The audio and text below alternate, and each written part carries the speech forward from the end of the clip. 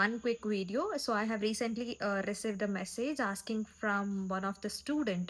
So ತುಂಬಾ lengthy questions ಇದ್ರೆ ಆ ಲೆಂತಿ ಕ್ವೆಶನ್ಸ್ ಅನ್ನ ಯಾವ ತರ ಸಾಲ್ವ್ ಮಾಡಬೇಕು. ಸೊ ಫಾರ್ ಎಕ್ಸಾಂಪಲ್ 15-20 ಲೈನ್ಸ್ ಇದೆ. So I have attached here.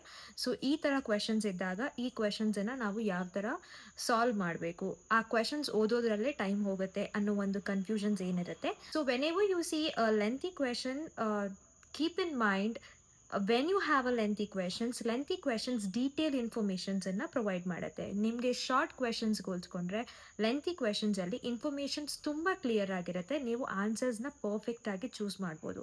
Sometimes short ಕ್ವೆಶನ್ಸೇ ತುಂಬಾ ಟ್ರಿಕಿ ಅನ್ನೋ ನಿಮಗೆ ಫೀಲ್ ತರುತ್ತೆ.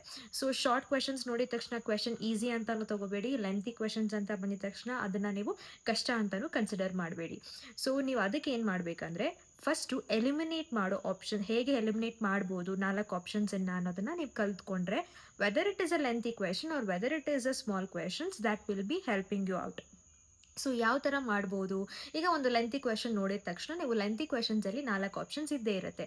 4 ಆಪ್ಷನ್ಸನ್ನು ನೀವು ಫಸ್ಟು ಯಾವ ಥರ ಎಲಿಮಿನೇಟ್ ಮಾಡ್ಬೋದು ಅಂದರೆ, ಫಾರ್ ಎಕ್ಸಾಂಪಲ್ ಈಗ ನೀವು CABG ಸಾಲ್ವ್ ಮಾಡ್ತಾ ಇದ್ರಿ ಅನ್ಕೊಳ್ಳಿ, ಅಥವಾ ಯಾವುದೋ ಪೇಸ್ ಮೇಕರ್ ಟಾಪಿಕ್ನ ಸಾಲ್ವ್ ಮಾಡ್ತಿದ್ರಿ ಅಂತ ಅನ್ಕೊಳ್ಳಿ. ಸೊ ನಮಗೆ ಕೆಲವೊಂದು ಗೈಡ್ಲೈನ್ಸ್ ಗೊತ್ತಿರುತ್ತೆ. ಆ ಗೈಡ್ಲೈನ್ಸನ್ನು ನೋಡ್ತಾನೆ ನಾವು ಈ ಆಪ್ಷನ್ನ ರಿಮೂವ್ ಮಾಡ್ಬೋದು ಅನ್ನೋ ಅಶ್ಯೂರೆನ್ಸ್ಗೆ ಬರ್ತೀವಿ. ಸೊ ಆ ಥರ ನಾವು ಗೈಡ್ಲೈನ್ಸ್ ಮೇಲೆ ಸ್ಟ್ರಾಂಗ್ ಇದ್ರೂ ಕೂಡ ಕೆಲವೊಂದು ಸತಿ ನಾವು ಆಪ್ಷನ್ಸ್ಗಳನ್ನ ರಿಮೂವ್ ಮಾಡ್ಬೋದು. Because some of the codes can not be coded together. So ಕೆಲವೊಂದು ಬಂಡಲ್ಡ್ ಆಗಿರುತ್ತೆ, ಕೆಲವೊಂದು ಆ್ಯಡ್ ಆನ್ ಕೋಡ್ಸ್ ಆಗಿರುತ್ತೆ. ಆ್ಯಡ್ ಆನ್ ಕೋಡ್ಸ್ಗಳಿಗೆ 51 ಮಾಡಿಫೈರ್ಸ್ ಹಾಕಿರ್ತಾರೆ. ಇದನ್ನೆಲ್ಲ ನೋಡಿಕೊಂಡು ಕೂಡ ನಾವು ಎಲಿಮಿನೇಟ್ ಮಾಡ್ಬೋದು.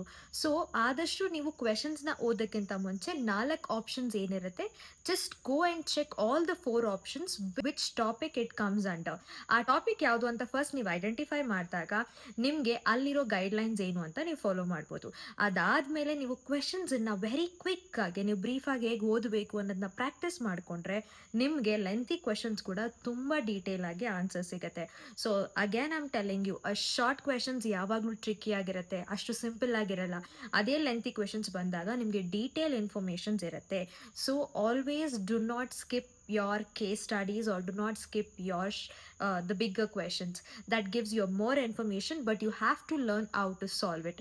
So let me come up with one more video. ನಾನು ಒಂದು ಕ್ವೆಶನ್ ತಗೊಂಡು ಆ ಕ್ವೆಶನ್ ಹೇಗೆ ಸಾಲ್ವ್ ಮಾಡ್ತೀನಿ ಅಂತ ನಾನು ನನ್ನ ಕಮಿಂಗ್ ವಿಡಿಯೋ ಅಲ್ಲಿ ಪೋಸ್ಟ್ ಮಾಡ್ತೀನಿ. And if you have anything to be asked for me, you can send me a message and I'll make a video on it. Thank you.